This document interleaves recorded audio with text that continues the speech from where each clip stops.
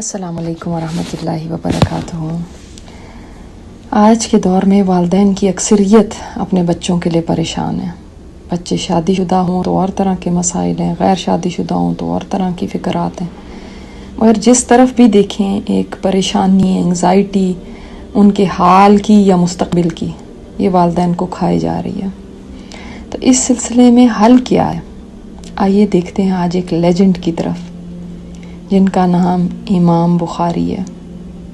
ہر مسلمان ان کو جانتا ہے، مگر کم ہی لوگ یہ جانتے ہیں کہ بخاری پیدائشی طور پر اندھے تھے، اور ان کی والدہ اس غم میں دن رات روتی رہتی تھیں اور اپنے بیٹے کے لیے دعائیں کرتی رہتی تھیں۔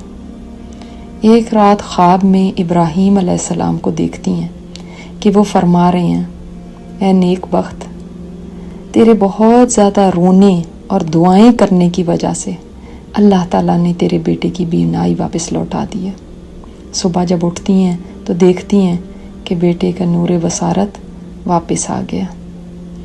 تو پتہ چلا کہ ماں کی کثرت دعا اور تڑپ کبھی بھی ضائع نہیں جاتی۔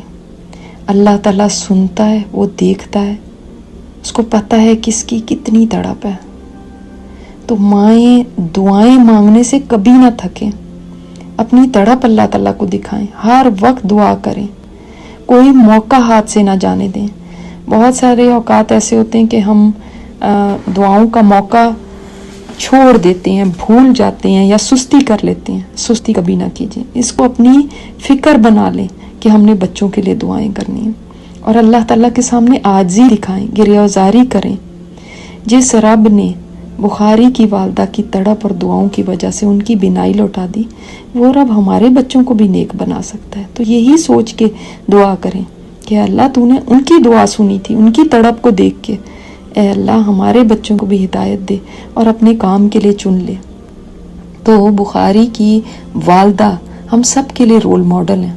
ان کے والد تو بچپن میں ہی فوت ہو گئے تھے، ساری ان کی تربیت ان کی والدہ نے کی۔ اسی لیے آج 1200 سال گزرنے کے باوجود ان کی والدہ کو تاریخ بھولی نہیں ہے کہ ان کی تعلیم و تربیت میں ایسا بیٹا پلا۔ دوسری طرف والد کو بھی دیکھیں، بہت مالدار تھے، مگر وہ کیسے انسان تھے اس کا اندازہ ان کی ایک بات سے لگایا جا سکتا ہے جو انہوں نے وفات کے وقت فرمائی۔ اور دنیا میں شاید ہی کوئی شخص ایسا ہو جو 100% یقین کے ساتھ یہ بات کہہ سکے اپنی ساری زندگی کی کمائی کے بارے میں جو بخاری کے والد نے کہی۔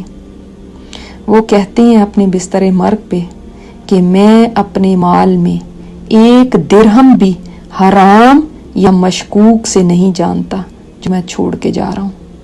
اپنے مال میں سے یعنی 1 درہم بھی، حرام تو چھوڑیں، مشکوک بھی نہیں جس میں مجھے ڈاؤٹ ہو کہ یہ پتہ نہیں حلال ہے کہ حرام ہے، 1 درہم بھی نہیں۔ تو جب کمائیاں حلال ہوتی ہیں نا تو اس سے بھی بچے نیک ہوتے ہیں۔ تو بچوں کی تربیت کے اندر یہ بھی ایک بہت بڑا فیکٹر ہے کہ والدین میں والدہ تڑپ دکھائیں، دعائیں کریں، اور والد اپنی کمائی کو حلال رکھیں۔ اللہ تعالی ہم سب کو بھی بہترین والدین بننے کی توفیق عطا فرمائے اور ہمارے بچوں کے نصیب سنوار دے۔ السلام علیکم ورحمۃ اللہ وبرکاتہ۔ یہ اسپیکر استاذہ نجیحہ ہاشمی ہے۔